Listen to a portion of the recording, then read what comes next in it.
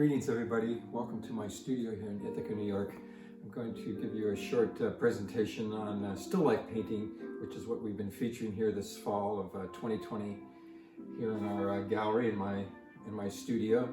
During this pandemic period, I've spent the early months doing a series of still lifes, and I'll show you those a little later. But right now we're going to start with some of the ones from previous years. This one that you're looking at here, you can go to the painting I did quite a few years ago in my studio in Wailusing, and all the objects are laid out on this, it's actually a packing box that I used to ship paintings and things from my studio, and just the random photographs like this old antique Greco-Roman statue here. I think it's from the Metropolitan Museum in New York, and these books that I was reading in fact, I'm titling the painting Memories, Dreams, and Reflections, because that book over here is a book of Carl Jung's of the same title, Memories, Dreams, and Reflections, and there's a Paul Brunton book that I was looking at called the Human Experience, Arts and Culture. And just the way they're arranged, it's a system that I use quite often, and you'll see several other examples of this kind of zigzagging. And this one painting, this little plein air painting of mine back here, kind of acts as a stopping point. It leads in, comes here, and then the way that I'm conceiving of the painting is it's kind of holding us back in space.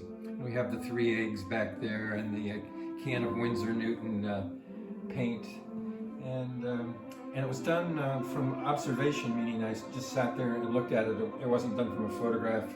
I did the whole thing over, it was a fairly long period of time. This is one of my big paintings in the back of these charging horses. It's in my book, Dramatic Color in the Landscape, so I often do that, include my own paintings. Okay, we'll go on to the next one here. This one is part of a series. You'll see several of these with the mannequins and the vase here. And there's actually a little self-portrait back in there, kind of a shadow, but I'm back there in the act of painting, so it's sort of reminiscent of M.C. Escher, his paintings, where he did that kind of thing.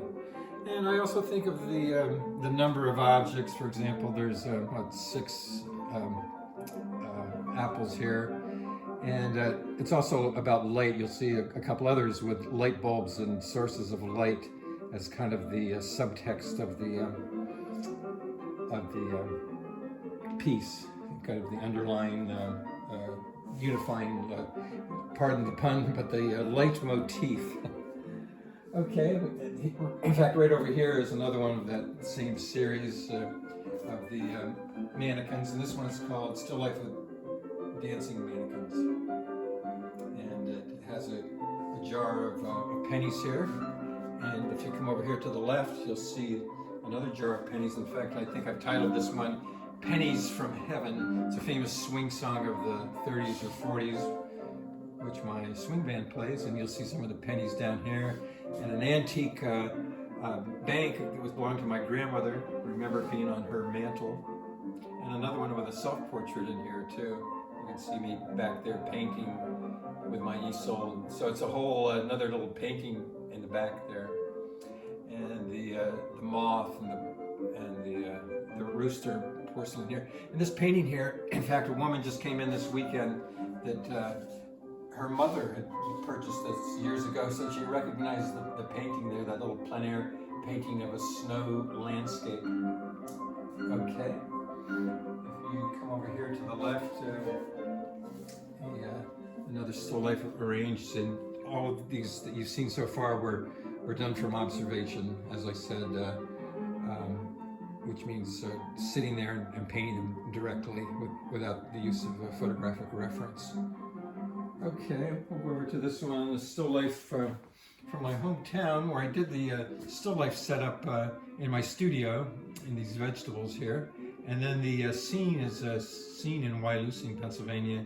It's on First Street. This used to be the Presbyterian minister's house. I think it's called the Manse, and other houses that I was very familiar with. Right over here, this was called the telephone lot, and it's where we played football and baseball when I was a youth there. So I have a lot of memories of that street.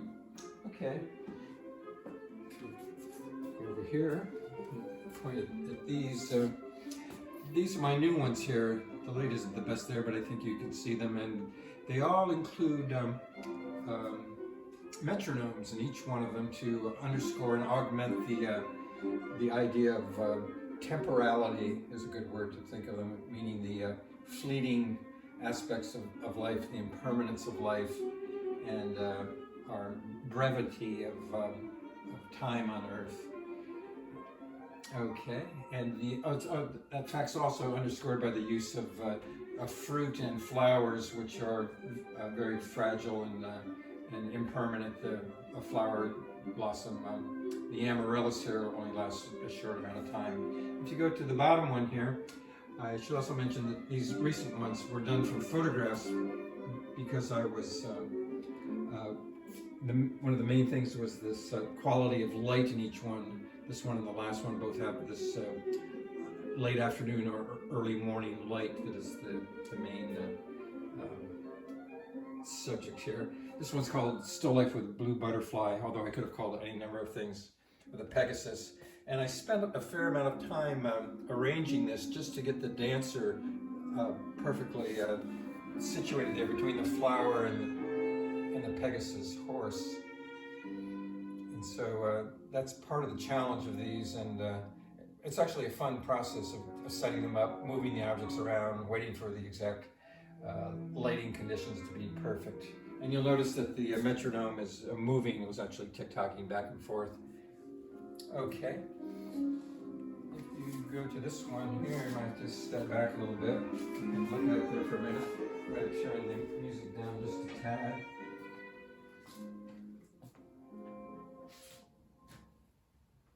This one that you're looking at now is a mixed media piece, meaning that it's on watercolor paper, and it was started with a watercolor underpainting, then covered over with a layer of clear acrylic, and then worked on with oil. So it's a mixed media piece, and it shows the Susquehanna River at Sugar Run.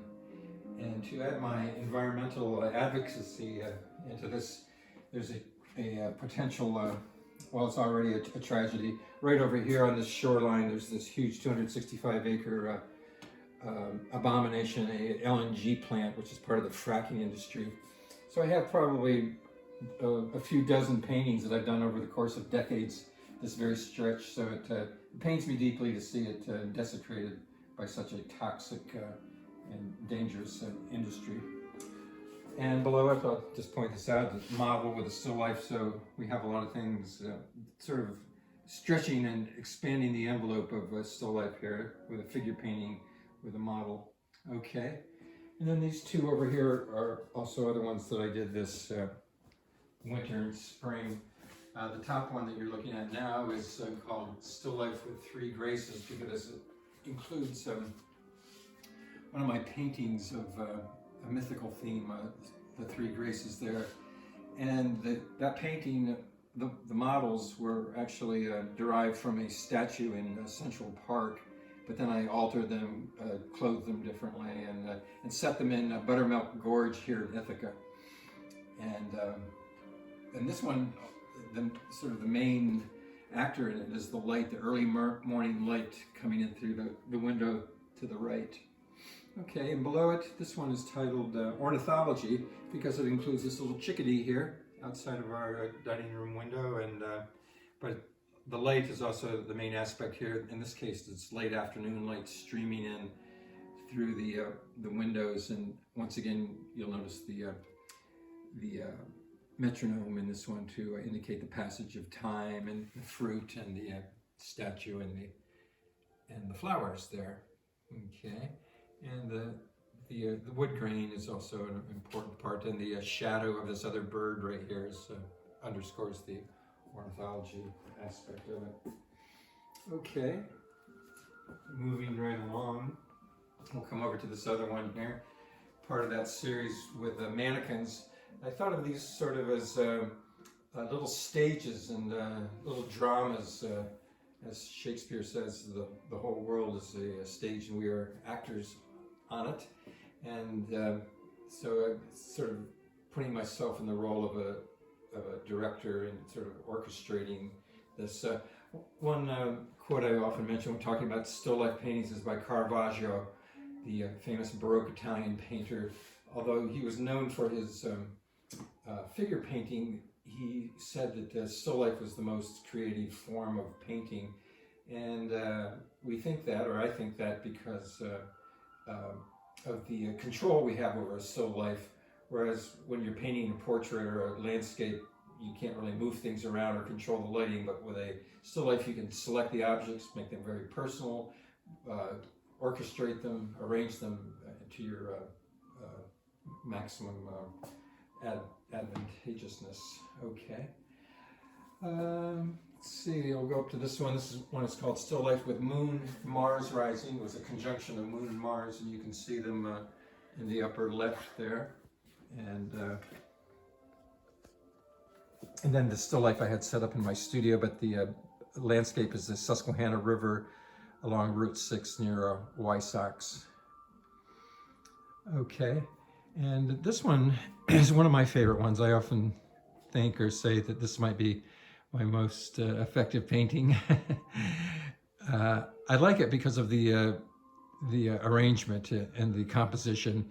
It kind of suggests the golden ratio curve there, kind of like a nautilus curve starting at the bottom right and then circling around to the tabaret. That's what that table is called.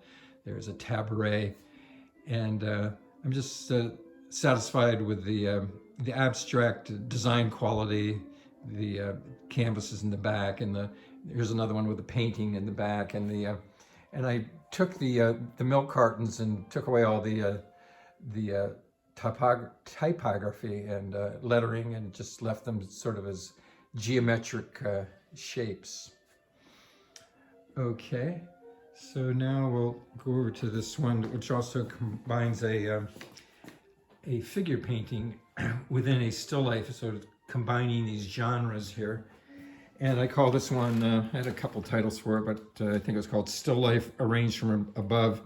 It's meant to illustrate this idea of the arrangement kind of being inspired by a higher authority, deity, maybe God, or maybe just our higher self or our over self perhaps. And it's sort of similar to the St. Jerome painting. There's famous paintings of St. Jerome having his hand held by an angel. You may have seen that. I think there's one by Guido Reni and a couple of the other Baroque painters.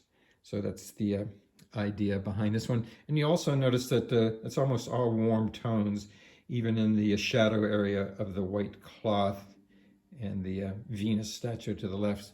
So it could easily be called an arrangement with warm hues. Okay, I'm going to walk around here.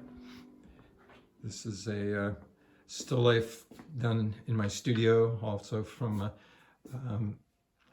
done from observation, with a north light being the illuminator rather than a spotlight. And it's another one that has a self-portrait in there. You can see me in the background there.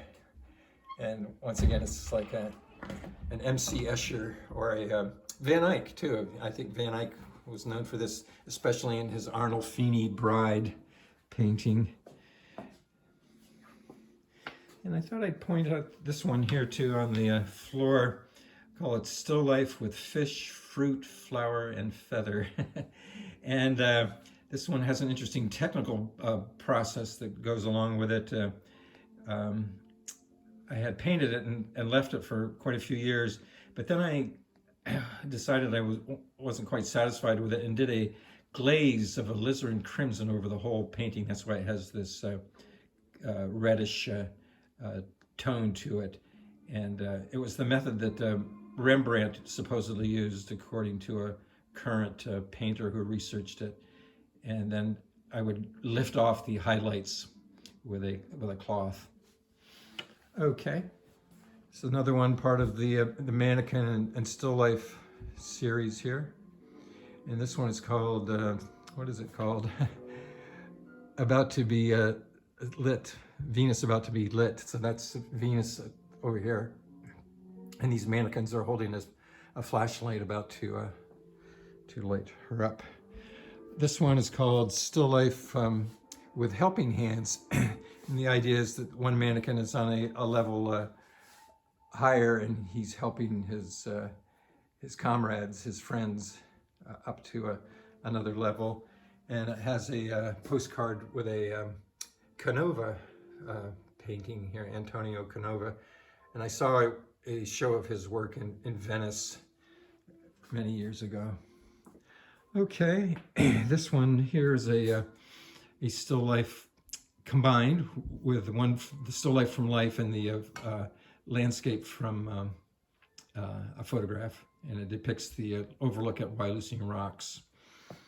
Okay, here's another one with a little bit of M.C. Escher influence with the red-winged blackbirds emerging from a drawing, and I think M.C. Escher did that somewhat too. This one was done from observation, but of course the birds were invented and done from photographic reference.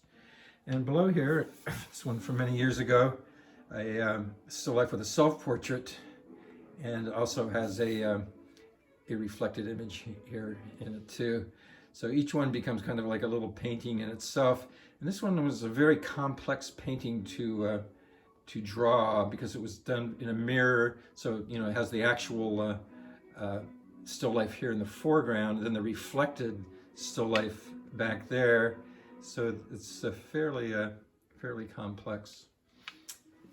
And just a couple more here.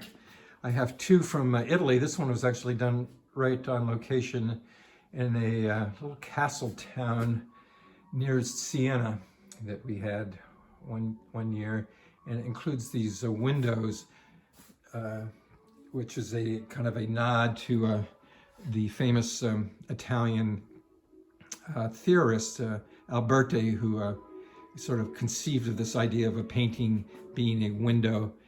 And the town is called Poppi, P-O-P-P-I, pronounced Poppi, and it's north of Arezzo and on the Arno River. And this row of trees is, the Arno River is very small there, and it follows that row of trees back to the town of Bibbiena. It's the name of the town back there.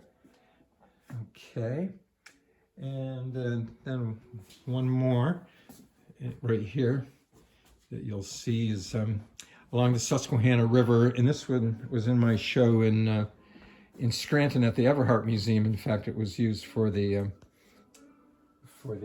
poster and I think the announcement. And it's the Susquehanna River with a still life set up in my studio, and done from observation, where the heron and the riverscape were done from photographs. Okay, so that's sort of the overview of my still life show here at the North Star Art Gallery. You can still see all the paintings on our website, northstarartgallery.com, and all the prices and sizes are on there. And I also have an essay that I've written on there that's good to read. You'll get to hear a lot of read about a lot of my thoughts and considerations. One thing I didn't mention was the 17th century Dutch painters and their influence on me in this show, and they're the ones that really popularized the idea of still life in general. And there's some just incredible examples by that group of painters in 17th century Holland. And one of their main thrusts, I've mentioned this earlier, was to underscore the impermanence. They always had something of fragility, and the term was vanitas, and it suggests the idea of vanity, that we shouldn't put too much importance in our short lives here, but think of the more eternal and broader aspects of life, and keep the bigger picture in mind. Okay, so that concludes it, and I hope you look at the website and maybe visit the gallery here in Ithaca sometime. So thanks so much for your attention.